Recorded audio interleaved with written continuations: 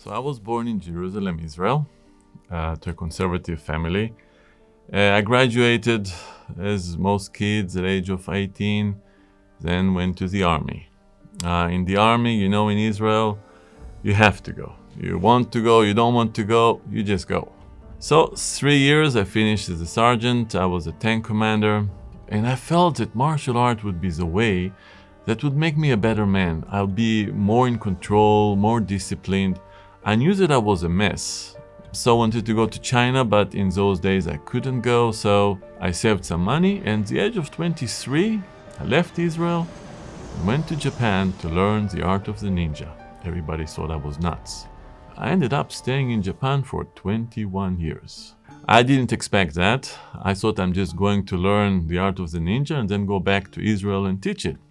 I just got my black belt, the first dan, in the art of the ninja. Some of the stuff was new age stuff. And that caused me to think about life in a deeper aspect. And I realized that the art of the ninja is not fulfilling enough. It doesn't have the depths that I was seeking. I was starting to look to find the aura and see such stuff of new age. So I told my teacher of the ninjutsu that I'm sorry, but I have to leave. And I understood in that search that the real enemy is not other people around you. The real enemy is you yourself. And that's a battle that you're going daily. I was looking for martial arts that will help me with that, and I found it after a few years of search. It was Japanese archery. It is an art that you are focused on finding peace and balance under the pressure of the bow. So I did that for a few years, but then I got married, and that was the end of my martial arts career.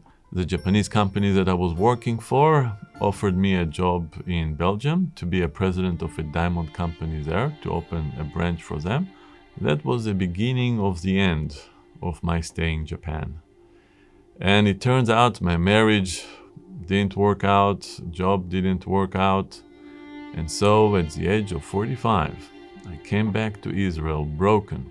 And so I had to ask money from my parents and to stay in my sister's house. It so broke me down, it so humbled me. And then I was working in Qumran in the Dead Sea, it's a shop for tourists, when one blue day, this group from America came. And to my surprise, I see them holding hands and dance in the store. I mean, who is dancing in the store? I mean, come on, that's crazy. It hit me like a lightning in a blue day that this joy that I was seeing, I've never had it, never experienced it, never seen it even. I didn't have such joy, and I knew that I wanted and I needed it. And then the manager of the shop introduced the pastor to me. That pastor, named Devorah, looked at me and just says, "You have a broken heart, you're running away, you're searching for the truth, you've been to new age stuff."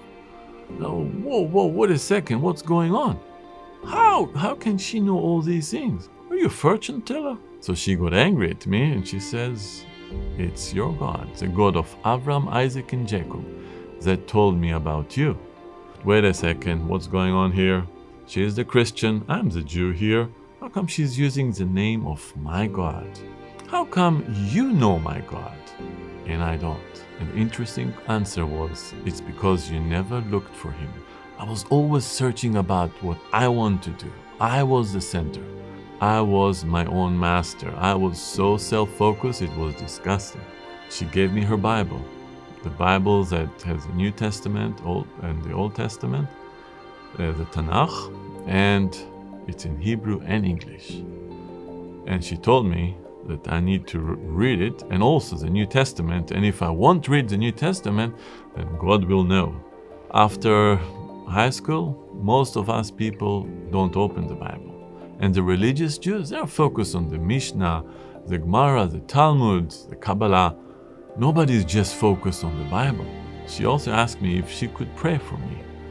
Nobody ever prayed for me. I mean, I just came out from Japan. Nobody's praying there unless someone died.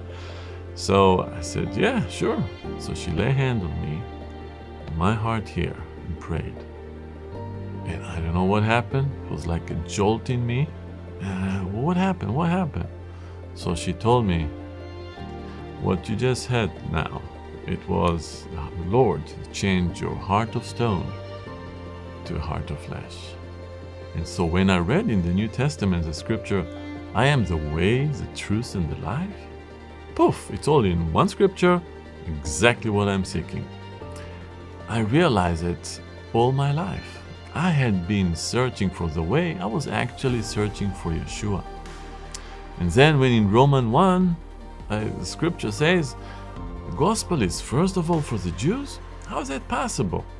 I mean, this is a book for Christians, not Jews. And you see, most Jews have this aspect of Christianity is a Catholic. All these big churches and the masses that you have, the holy cracker and holy water and everything is so holy there that it just scares you. So after reading the New Testament and just falling in love with Yeshua, I knew what I need to do. I don't want to beat around the bush anymore. I want to have Yeshua in me, like you have Yeshua in you. What do I do? So what she told me was, you simply ask him. Boom, went down on my knees. It was in the parking lot behind King David Hotel. Raised my hands and asked him to come into my life. And since that moment on, my life has changed.